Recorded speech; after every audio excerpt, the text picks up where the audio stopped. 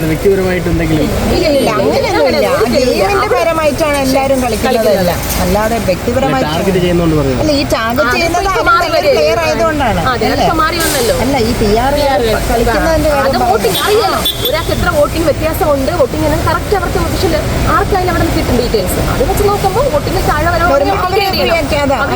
താഴെ കൊണ്ടുവന്ന് പ്രേക്ഷകർക്ക് മുന്നിൽ ഈ അവരുടെ ഡിഗ്രിയുടെ താഴെ കൊണ്ടുവന്നാലേ വോട്ട് കുറയുള്ളൂ. ആ ഒരു ഇത് വെച്ചിട്ട് അവർ ചെയ്യുന്നത് വളരെ ഇനി അങ്ങനെ പോവുകയാണെങ്കിൽ ഒബ്വിയസ്ലി നമ്മൾ ലൈവ് വരാൻ നിന്നതാണ്. ഇപ്പം നിങ്ങളോട് ഇത്രയും പേരെടുത്ത് നമുക്ക് പറയാൻ പറ്റിയതിൽ ഭാഗ്യമുണ്ട്. അപ്പം ഇനി അങ്ങനെ എന്തെങ്കിലും നടന്നോ ഉറപ്പായിട്ടും നമ്മൾ ലൈവ് വരും, അല്ലെങ്കിൽ നമ്മളൊരു കംപ്ലൈന്റ് ആയിട്ട് നമ്മുടെ കയ്യിലുണ്ട്. 100% ഉറപ്പിച്ച് പറയുവാണ്. ആരുടെ ടീമായാലും നമ്മൾ റിയാക്ട് ചെയ്തിരിക്കും. പോയിട്ടില്ല. നമ്മൾ അടുത്ത സ്റ്റോറി ചെയ്ത് നിങ്ങൾ വേണമെങ്കിൽ ആ പേരിലോട്ട് ഇൻവൈറ്റ് ചെയ്യാം. ഇത് നോക്കാം. നമ്മൾ പേര് ടാഗ് ചെയ്തിട്ടുണ്ട്. മറ്റുള്ള മത്സരാർത്ഥികളെ ഡിഗ്രേഡ് ചെയ്തെന്ന് പ്രത്യേകിച്ച് അതിനകത്ത് പറയുന്നുണ്ട്.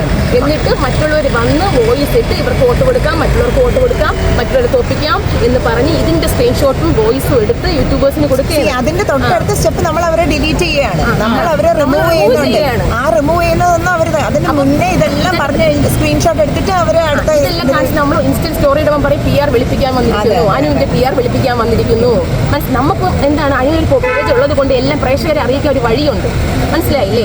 അപ്പൊ നമുക്ക് അത്രത്തോളം കിടന്ന് കഷ്ടപ്പെടണ്ട. ഈ ഒരു പേജിൽ വന്ന് ഒരുപാട് പേര് അല്ലേ ചെയ്ത് സ്റ്റോറി എത്ര പേരാ നോക്കുന്നത്? ഒരു ദിവസം അനുവിന്റെ സ്റ്റോറി നോക്കാൻ എത്ര യൂട്യൂബേഴ്സ് എന്നാണ് വരുന്നത്. അവിടെ കണ്ടന്റ് കിട്ടുന്നുണ്ട്. അനുവിന്റെ പേജ് നോക്കണം, അതിന് എങ്ങനെ ഡീഗ്രേഡ് ചെയ്യാന്നുള്ളത്.